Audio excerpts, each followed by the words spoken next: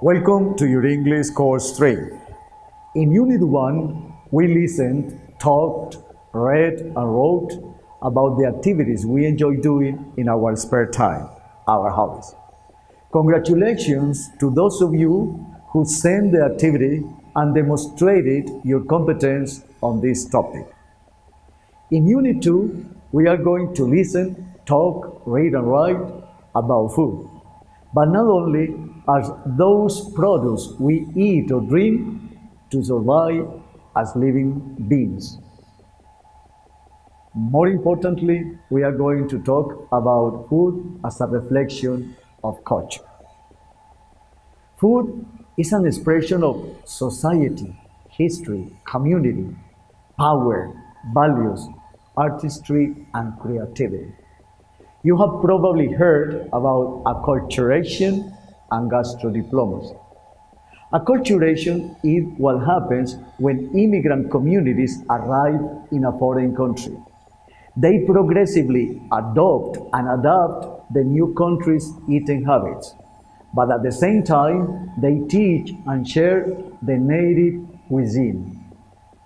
Gastrodiplomacy refers to the strategies some countries are adopting to promote their culture through food.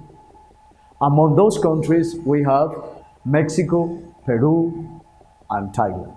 Now let's talk about our Colombian eating habits. Colombia is a country of regions, so different region, different eating habits. What do you eat when you were a child? Try to remember what kinds of food you eat when you were a child. Do you think about some of these foods? Do you still eat some of them? Do you stop eating some of them? And why? Let me share something about my eating habits experience.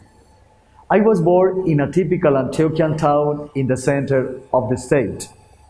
As most communities, we ate and drank the food we found in our region. In my personal case, a lot of rice, potatoes, beans, beef, and a little chicken. And of course, the traditional agua de panela and the Antiochian arepa. As you can see, a lot of salt, sugar, fat, and little fruit, water, and few vegetables.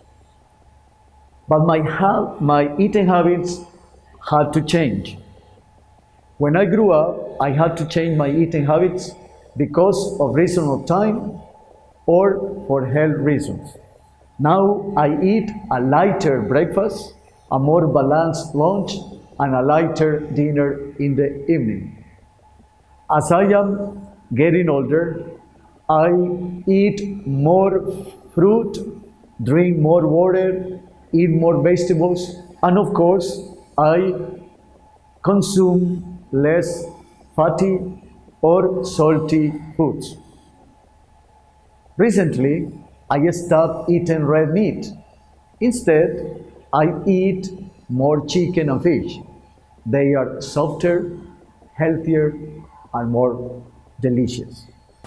As a reflection, having healthy eating habits should be taught at a very early age.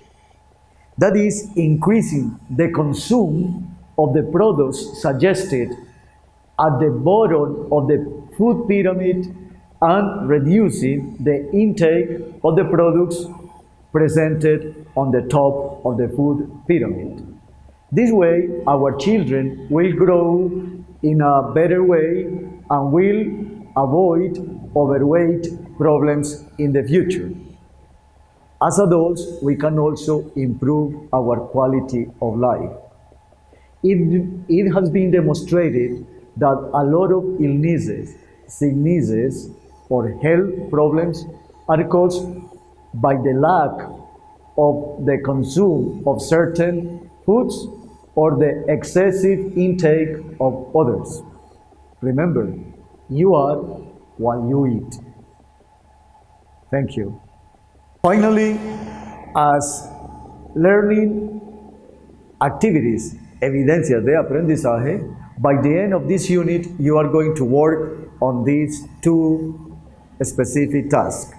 Task number 1, you are going to write a 5-paragraph composition about your favorite food and to record a 130 to 2-minute video with the most important of that written task. Task 2, you are going to choose a topic to write a review about. For example, a hobby, a food, a book, a movie, a place, a restaurant, etc. And you are going to write a 5-paragraph composition and to record a 130 to 2-minute video with the most important of that composition, that is a review. All the examples, instructions, and explanations are going to be given in the Evidencias de Aprendizaje section in Recursos Necesarios.